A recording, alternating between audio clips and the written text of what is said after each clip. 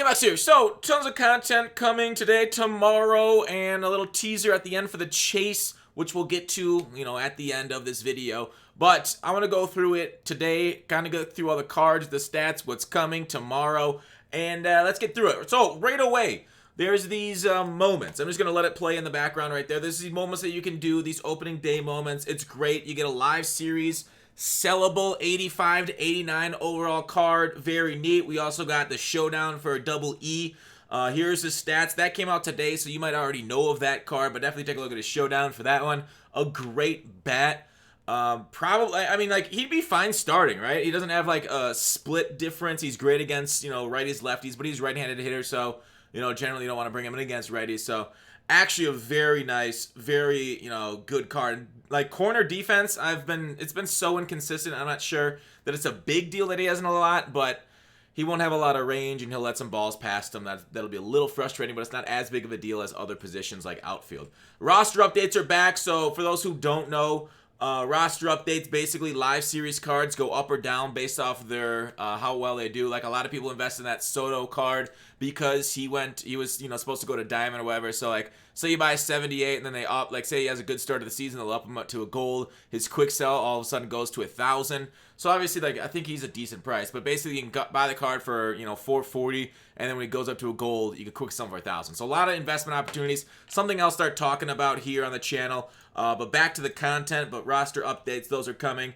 The event coming in tomorrow, right? Tomorrow at noon is when they say a noon Ramon time, so 3 Eastern.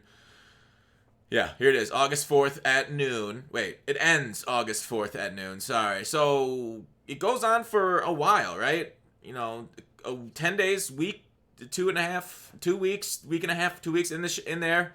As I try to do mental math. Difficulty all-star and no team restrictions. So it's going to be kind of a grind fest, right? Everyone's going to be all-star, go to ship it, grind up your hitters. But here's the thing. There's some really cool hitters coming. So, it's not that bad. I just finished I'll get to the Tommy in a second. I just finished grinding a whole bunch of innings on this current event Hall of Fame. I will say it was better than I initially thought. Because it was able to prestige some pitchers nicer. I haven't got any pitchers done, but got some good innings with them. So here it is. Justin Upton is an event reward that's coming. So, decent stats out there.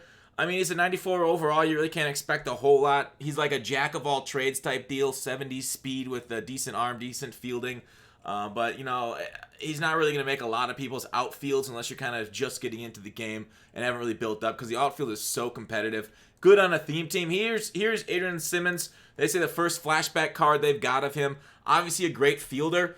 But 54 speed is basically unusable at shortstop. I don't know if you guys have heard me say this before, but I prefer speed at shortstop versus good fielding because it's ranging to the balls that I think is more important. Yeah, it's great animations. You can get like those twisting things, but if you can't even get to the ball in the hole, those twisting animations aren't that cool because, sure you'll get them, but they're not going to be that big of a deal. I'd rather range to a ball than get a cool animation because if you're faster, you get to the ball quicker and you can make the transition quicker. But I don't know.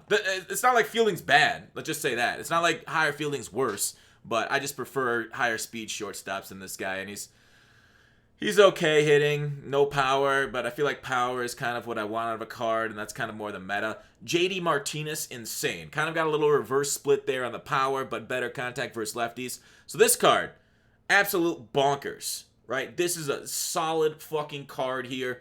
I believe this is the event card too. They're just probably going to talk about that. I'll just leave it like this. So, this one, legitimately awesome, right? The last two are event cards. This one just smacks the hell out of the ball, right? What else do you want? He's an outfielder, though, so 47 speed. It's kind of rough. It's too bad there's no DH in this game. I really wanted to bring a DH into it. Like, this card would be so cool as a DH. Instead of having a pitcher flail at a ball a few times, if you could, center square it, and at best you'll get, the best you can do is kind of, hope for a bloop single there.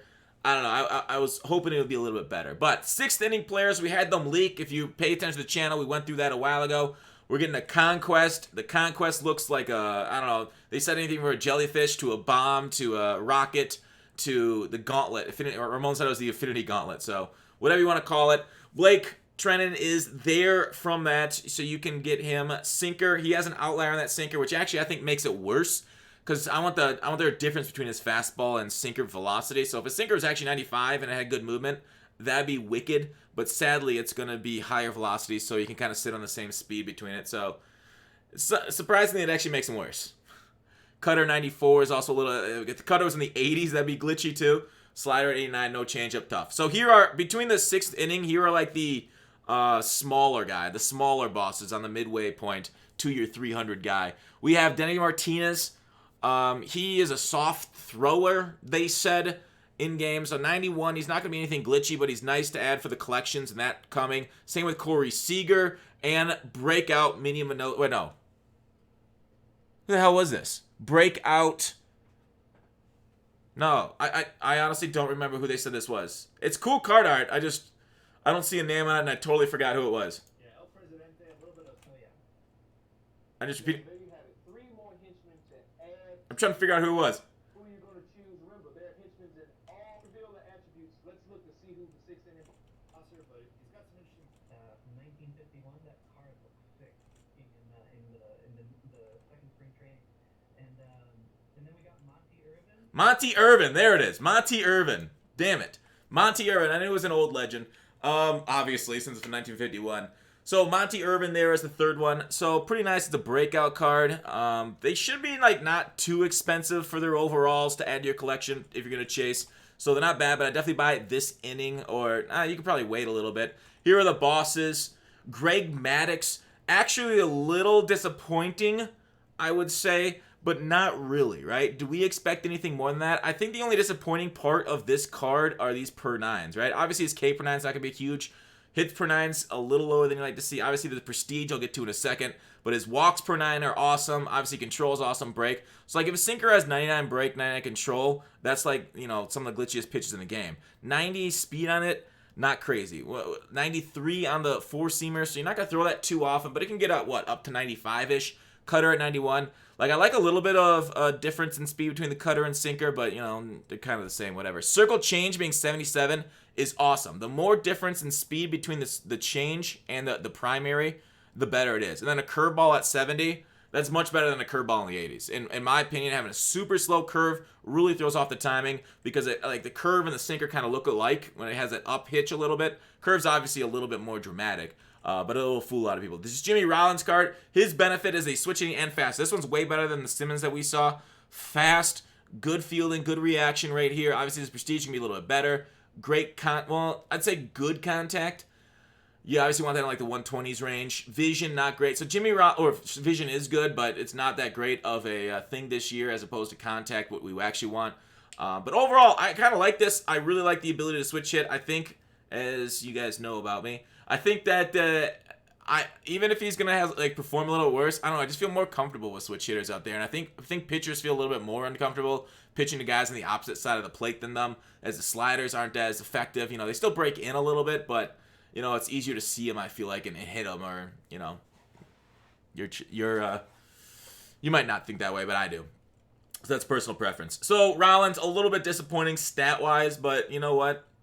It's kind of true to life to Rollins, so it's still good. Stan is absolutely insane, right? Looking at these stats, I'll duck down a little bit. He's slow, though. So, right, he's got the outfield positions, but 47 speed is turtle, and I hate that. Like, that's J.D. Martinez speed, but his hitting attributes are bonkers. The ball's going to fly off his bat, right? And he's going to bail you out with that contact. Nice everything across the board. Power's really nice. But, yeah, how are you going to find a field spot for him? Because Jim told me, well, just prestige is at first base for me. But I'm like, well, should I just forget about him and go straight to Stan the Man and just have Jim Thome as a bench bat? I mean, Jim Thome's bench bat's probably like one of the best bench bats in the game, or if not, he probably is. So we'll try out Stan the Man. Probably at first base for me is where I'm going to try him out at. But there you go, Stan the Man.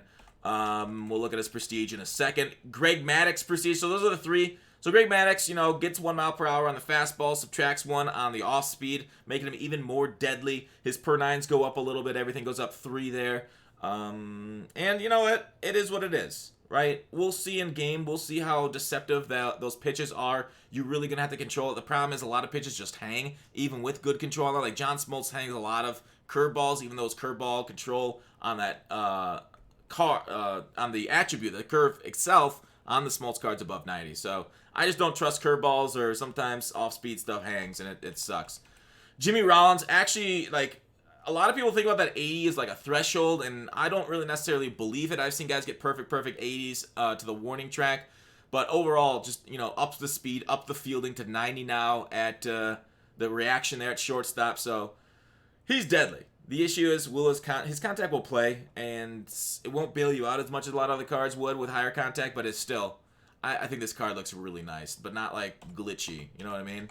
But he'll be fun. Stan Muzio can't improve on 125 for the contacts, but his power is, versus lefties, 124, now 101 against righties. So yeah, the ball will fly off that, like I said. His speed goes up to 50, and his fielding now is a little bit better if you throw him at first base, which I think a majority of people will play him at. That'll be kind of nice if you put him in there at first base. So a nice left-handed bat there. Solid card. And then the last little bit, there is going to be stub sales starting now, or it's already happening, and then we have flash sales from noon to 3, and then noon to 2 Friday and Saturday. So get on your phone, get on the Show Nation. You can buy your packs there if you're away from your console. But they're kind of like teasing the Home Run Derby set 1. I'm guessing there's going to be more. They might do a 1 an hour. Looks like the Ducks on the Pond are going to be in here too, so we can see some Chapman falling in price. So definitely worth getting in there and at least buying those cards if you don't want to, you know, a lot of times when you buy those packs, you're going to end up losing stubs, but they are a fun chase. I'll probably end up doing it if I remember, which I probably will for content. They're just starting up a Discord, but definitely worth it to invest in those cards during those times as they generally go back up. Now, at the end here, they talk about the chase for. They don't reveal the player who we're going for. They say it is not going to be Honus Wagner again, so somebody besides for that this year. They're very excited about it. They say it's somebody you want in your lineup. I really hope it's insane. Like, my thoughts are it's a new legend, you know, the Clemente Bonds type, or if they bring back someone that has been in the game, it'd have to be somebody like Babe Ruth, Willie Mays type card. So maybe a Joe DiMaggio. I don't know. There's a lot of choices out there. We've talked about that. We speculated on that. They talk about, you know, we can go through, as we're kind of done with them, I'll talk about what they talked about and show it in-game. They say do this, and I've been doing this. I think I did this the other day when I talked about what I'm doing to chase. You go to your Legend and Flashbacks, you look through here for different cards. I've started to complete and collect a lot of cards here. I'm missing a lot of the top ones, but you're not going to be required to catch them all for every single category. Last year was like 80% of each category when it came out, so I'm missing some spots. Some new cards are coming out, right? Are we getting a new All-Star card? I don't remember from what they had, but I know we're getting a new Breakout card. So go through these things. And then the interesting thing that was also mentioned, I believe it was by Tips, was there's a category of cards that are not there that will become a category. So I don't know what that would be. We have Live Series, Rookies there, Breakouts there, Veterans there, All-Star, Awards there, Postseasons there, Future Stars, Signature, Faces of the Franchise. Right? It's got to be Face of the Franchise. Everything else is there. Players League's there. Home Run Derby is not there. Is it just Home Run Derby and Face of the Franchise? Wait, Future Stars. And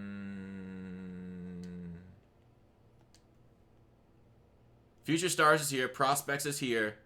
Face of the Franchise is even here. What other card? What other one would it be? Month? So, no. We have the monthly. Huh. I wonder if it's just him saying... I think we can't say too much more other than prepare your collection for next Tuesday on the 20th. That you might want to consider. Come next Tuesday on July 28th, there are going to be a lot of changes in that Legends and Flashbacks collections. You may have players right now that qualify but just don't have a collection. You're going to see one probably come next Tuesday. So let's just kind of take a lot of wait. Steps in Flashbacks collections. You may have players right now that qualify but just don't have a collection. You're going to see one probably. Oh. I think what he's talking about, now that I hear it again, is a lot of cards that don't qualify for these collections. Because I have more than 10 of these guys, right? I have more than 10 of them. So some of them might... so the collection will be for a lot of these cards. I think that's what he said. Let me know what you guys think of that. It's a very interesting thing. Maybe we'll listen to it one more time. July 28th, there are going to be a lot of changes in that Legends and Flashbacks collections. You may have players right now that qualify but just don't have a collection. You're going to see one probably come next Tuesday. Yeah. So let's just... Yeah. Okay, so that's right. All right, so a little off about it. So I don't know. I haven't collected the prospects yet. I think this weekend will be the time to buy during those sales, right? I'm missing a few of these things too. I think it's definitely the time to buy. I'm on the fence about face of the franchise being involved there. Same with Players League. I don't think Home Run Derby will be a part of it, even though I have it. I don't think that'll be a part of it because, I don't know, it wasn't last year, but, they say it's going to be different this year. They heard some feedback from people. So I guess we'll see across the board how many of these things are required. But that's it. Crazy content coming. I hope you enjoy your night. Get ready. Tomorrow's going to be a hell of a grind. Until then, see ya.